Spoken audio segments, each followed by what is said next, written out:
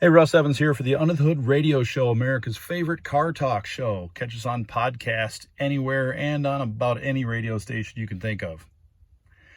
If you've got a light for your low tire on a Dodge Caravan 2010 model and you want to turn that thing off, here's how you do it.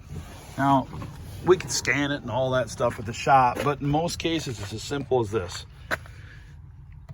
Tire pressure placard located inside the driver's front door. Look here for your pressure. Your pressure here on this one, cold tire inflation pressure, 36 pounds, 36 pounds. That's 36 front, 36 rear. Verify those, and then just simply put air in your tires. And then you're thinking, well, what comes next, Russ? Drive it. Drive it down the road 3-4 miles.